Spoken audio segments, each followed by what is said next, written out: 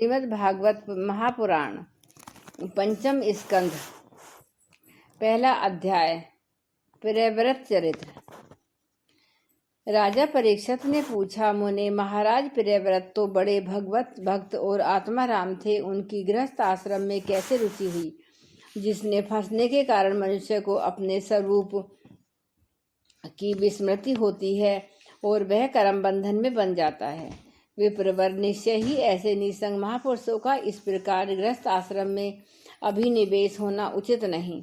इसमें किसी प्रकार का संदेह नहीं कि जिनका चित्त पुण्य कीर्ति श्री हरि के चरणों की शीतल छाया का आश्रय लेकर शांत हो गया है, उन महापुरुषों की कुटुंबियों में कभी आसक्ति नहीं हो सकती। ब्रह्मन, मुझे इस बात का बड़ा संदेह है कि महाराज प्रियव्रत ने स्त्री, घर और पुत्र आदि में आसक्त रहकर भी किस प्रकार सिद्धि प्राप्त कर ली और क्यों कर उनकी भगवान श्री कृष्ण में अविचल भक्ति हुई। श्री सुखदेव जी ने कहा, राजन, तुम्हारा कथन बहुत ठीक है। जिनका चित्र पवित्र कीर्ति श्री हरि के परम मधुर चरण कमल मकर कंद के रस में सरोवर हो गया है, वे किसी विघ्न बाधा के कारण रुकावट आ जाने पर भी भगवत भक्त परमहंसों के प्रिय श्री वासुदेव भगवान के कथा श्रवण रूपी परम कल्याण में मार्ग को प्राय छोड़ते नहीं।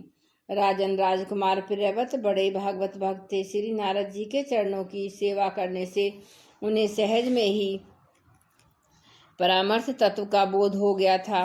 वे ब्रह्म सत्र की दीक्षा, निरंतर ब्रह्म अभ्यास में जीवन बिताने का नियम लेने वाले ही थे कि उसी समय उनके पिता स्वाम्भु मनु ने उन्हें पृथ्वी पालन के लिए शास्त्र में बताए हुए सभी श्रेष्ठ गुणों से परिपूर्णतया संपन्न देख राज्य शासन के लिए आज्ञा दी। किंतु प्रियव्रत अखंड समाधि योग के द्वारा अपनी सारी इंद्रियों और क्रियाओं को भगवान के वासुदेव के चरणों में ही समर्पण कर चुके थे। अतः पिताजी की आज्ञा किसी प्रकार उल्लंघन करने योग्य न होने पर भी यह सोचकर कि राज्याधिकार पाकर मेरा आत्मस्वरूप स्त्री, पुत्र आदि असत प्रपंच से आच्छादित हो जाएगा, राज्य और कुटुंब की चिंता में फंसकर मैं परमार्थ तत्व को क्यों प्राय भूल जाऊंगा, उन्होंने उसे स्वीकार न किया।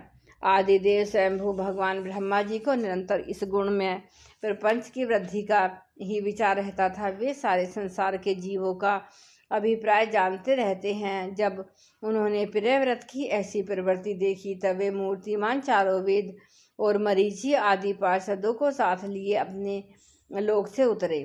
आकाश में जहाँ तहाँ विमानों पर चढ़े हुए इंद्र आदि प्रधान देवताओं ने उनका पूजन किया। मार्ग में टोलियां बांधकर आए हुए सिद्ध गंधर्व, साध्यचारण और मुनि जन ने स्तवन किया।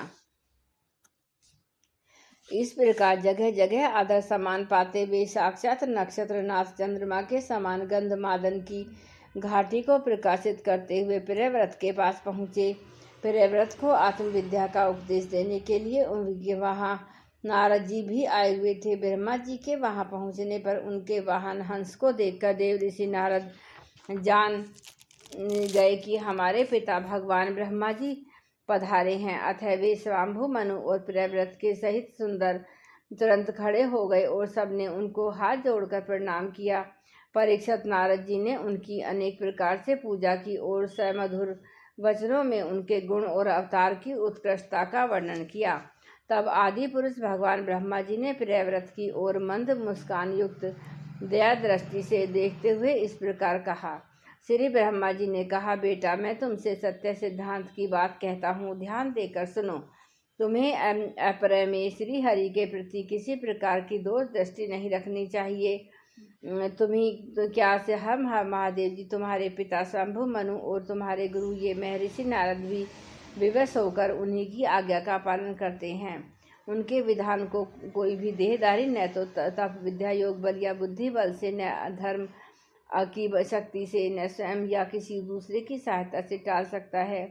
प्रियवर, उसी अव्यक्त ईश्वर के दिए हुए शरीर को जब सब जीव जन्म मरण शोक मोह भय सुख दुख का भोग करने तथा कर्म करने के लिए सदा धारण करते हैं, बस जिस प्रकार रस्सी से नथा हुआ पशु मनुष्यों का बोझ होता है, उसी प्रकार परमात्मा की वेद वाणी रूप बड़ी रस्सी में सत्व आदि गुण, सात्विक आदि कर्म और उनके ब्राह्मण आदि वाक्यों की मजबूती डोरी से जकड़े हुए हम सब लोग उन्हीं के इच्छानुसार कर्म में लगे रहते हैं और उसके द्वारा उनकी पूजा करते रहते हैं। हमारे गुण और कर्मों के अनुसार प्रभु ने हमें जिस योनि में डाल दिया है उसी को स्वीकार करके वे जैसी अवस्था करते हैं उसी के अनुसार हम सुख या दुख भोगते रहते हैं।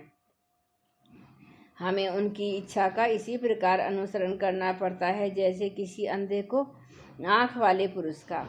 मुक्त पुरुष भी प्रारब्ध का योग करता हुआ भगवान की इच्छा के अनुसार अपने शरीर को धारण करता ही है। ठीक वैसे ही जैसे मनुष्य की निद्रा टूट जाने पर भी स्वप्न में अनुभव किए हुए पदार्थों का स्मरण होता है, इस अवस्था में भी उसको अभिमान नहीं होता। विषय वासना के जिन संस्कारों के कारण दूसरा जन्म होता है उन्हें वह स्वीकार नहीं करता। जो पुरुष इंद्रियों के वशीभूत है वह वन वन विचरण करता रहे तो भी उसे जन्म मरण का भय बना रहता है, क्योंकि बिना जीते हुए मन, इंद्रियां, उसके 6 शत्रु कभी भी उसका पीछा नहीं छोड़ते। जो बुद्धिमान पुरुष इंद्रियों को जीतकर अपनी आत्मा में ही रमण करता है उसका गृहस्थ आश्रम भी क्या बिगाड़ सकता है। जिसे इन 6 शत्रुओं को जीतने की इच्छा हो वह पहले घर में रहकर ही उनका अत्यंत निरोध करते हुए उन्हें वश में करने का प्रयत्न करे। किले में सुरक्षित रहकर लड़ने वाला राजा अपने प्रबल शत्रुओं को भी जीत लेता है। फिर जब इन शत्रुओं के बल अत्यंत क्षीण हो जाए तब विद्वान पुरुष इच्छा अनुसार विचर करता है। तुम यद्यपि श्री कमलनाथ भगवान के चरण कमल की कली रूप किले के आश्रित रहकर इन 6 शत्रुओं को जीत चुके हो तो भी पहले उन पुराण पुरुष के दिए हुए भोगों को भोगो, इसके बाद निसंदेह होकर अपने आत्म स्वरूप में स्थित हो जाओ। श्री सुखदेव जी कहते हैं, जब त्रिलोकी के गुरु श्री ब्रह्मा जी ने इस प्रकार कहा तो परम भागवत प्रियव्रत ने छोटे होने के कारण नम्रता से सिर झुका लिया और जो आज्ञा ऐसा कहकर बड़े आदर पूर्वक उनका आदेश शिरोधार्य किया। तब स्वयंभू मनु ने प्रसन्न होकर भगवान ब्रह्मा जी का विधिवत पूजा की। इसके पश्चात वे मन वाणी के अविषय अपने आश्रय तथा सर्वरित पर ब्रह्म का चिंतन करते हुए अपने लोक को चले गए। इस समय प्रियव्रत और नारद जी सरल भाव से उनकी ओर देख रहे थे। मनु जी ने इस प्रकार ब्रह्मा जी की कृपा से अपना मनोरथ पूर्ण हो जाने पर देव ऋषि नारद की आज्ञा से प्रियव्रत को संपूर्ण भूमंडल की रक्षा का भार सौंप दिया और स्वयं विषय रूपी विषैले जल से भरे गृहस्थ आश्रम रूपी दुस्तर जलाशय की भोग इच्छा से निर्वत हो गए। अब पृथ्वीपति महाराज प्रियव्रत भगवान की इच्छा से राज्य शासन के कार्य में नियुक्त हुए, जो संपूर्ण जगत को बंधन से छुड़ाने में अत्यंत समर्थ है।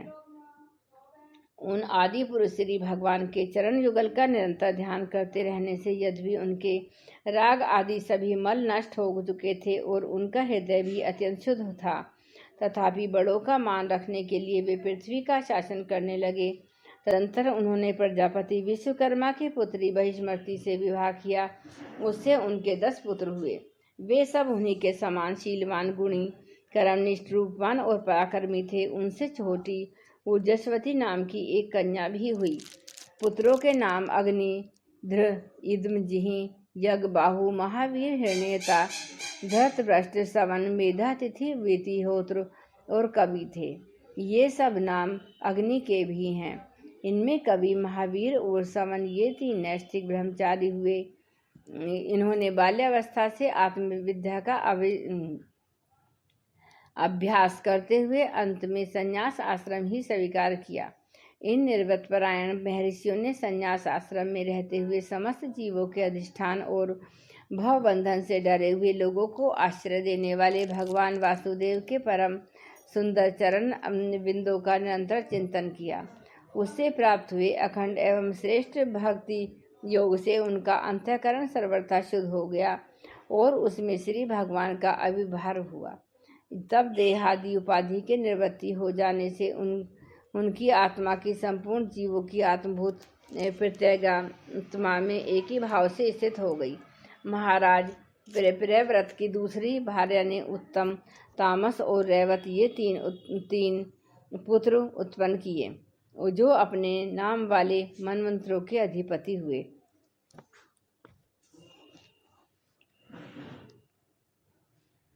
इस प्रकार कवि आदि 3 पुत्रों के निवृत्तपरायण हो जाने पर राजा प्रियव्रत ने 11 अबूर्द वर्षों तक पृथ्वी का शासन किया। जिस समय वे अपनी अखंड पुरुषार्थमयी और वीरशालिनी भुजाओं से धनुष की डोरी खींचकर टंकार करते थे, उस समय डर के मारे सभी धर्मद्रोही न जाने कहाँ छिप जाते थे। प्राण प्रिया बहिस्मृति के दिन दिन बढ़ने वाले आमोद प्रमोद और अमिथनाथी क्रीड़ाओं के कारण उसके स्त्रीजनों चित्त हाव भाव लज्जा से संकुचित, मंद हास्य युक्त चितवन और मन को भाने वाली विनोद आदि से महामना प्रियव्रत विवेकहीन व्यक्ति की भांति आत्मविस्मृत से होकर सब भोगों को भोगने लगे, किंतु वास्तव में ये उनके आसक्त नहीं थे। एक बार उन्होंने जब देखा कि भगवान सूर्य सुमेरु की परिक्रमा करते हुए लोक लोक पर्यंत पृथ्वी के जितने भागों को आलोकित करते हैं, उसमें से आधा ही प्रकाश रहता है और आधे में अंधकार छाया रहता है, तो उन्होंने इसे पसंद नहीं किया। तब उन्होंने यह संकल्प लेकर कि मैं रात को भी दिन बना दूंगा, सूर्य के समान ही वेगवान एक ज्योति में रथ पर चढ़कर द्वितीय सूर्य की ही भांति उनके पीछे पीछे पृथ्वी की 7 परिक्रमाएं कर डाली। भगवान की उपासना से उनका अलौकिक प्रभाव बहुत बढ़ गया था। उस समय उनके रथ के पहियों से जो लीकें बनी वे ही 7 समुद्र हुए। उसमें से पृथ्वी में 7 द्वीप हुए। उनके नाम क्रमशः जम्बू, प्लक्ष, शाल्मली, कुश, पोंज, शाक और पुष्कर द्वीप हैं। इनमें से पहले अपेक्षा आगे आगे के द्वीप का परिमाण दूना है। ये समुद्र के बाहरी भाग में पृथ्वी के चारों ओर फैले हुए हैं। 7 समुद्र क्रमशः खारे जल, ईख के रस, मदिरा, घी, दूध, मट्ठे और मट्ठे मीठे जल से भरे हुए हैं। ये 7 द्वीपों की खाइयों के समान हैं और परिमाण में इनके भीतर द्वीप के बराबर है। इनमें से एक एक क्रमशः अलग अलग 7 द्वीपों को बाहर से घेर कर स्थित है।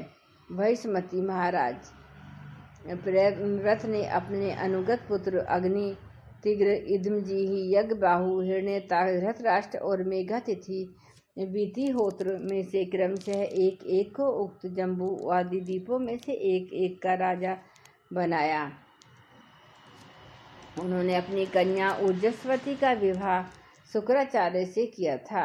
उसी से शुक्र कन्या देव यानी का जन्म हुआ।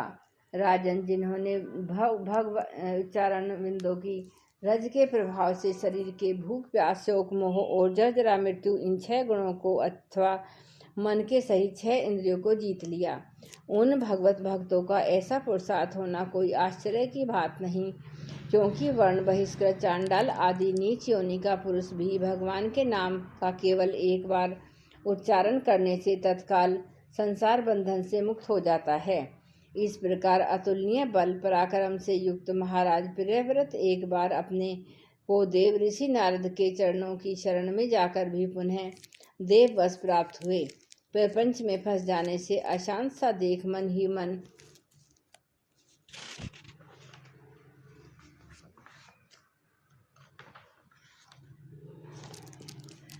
विरक्त होकर इस प्रकार कहने लगे, ओह बड़ा बुरा हुआ, मेरी विषय लोलुप इंद्रियों ने मुझे इस अविद्या जनित विषम विषय रूप अंधकूप में गिरा दिया।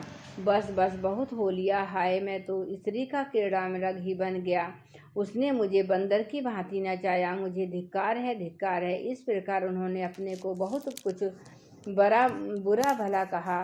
परमाराध्य श्री हरि की कृपा से उनकी विवेक वृत्ति जागृत हो गई।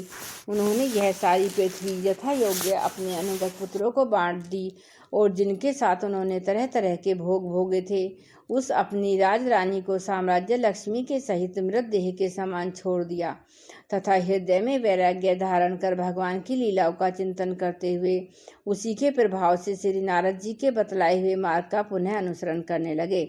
महाराज प्रियव्रत के विषय में निम्नलिखित लोकोक्ति प्रसिद्ध है। राजा प्रियव्रत ने जो कर्म किए उन्हें सर्वशक्तिमान ईश्वर के सिवा और कौन कर सकता है।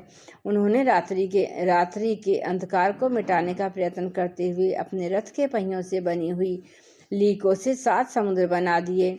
प्राणियों के सुबुद्धि के लिए, जिससे उनमें परस्पर झगड़ा न हो, द्वीपों के द्वारा पृथ्वी के विभाग किए और प्रत्येक द्वीप में अलग अलग नदी, पर्वत और वन आदि से उसकी सीमा निश्चित कर दी।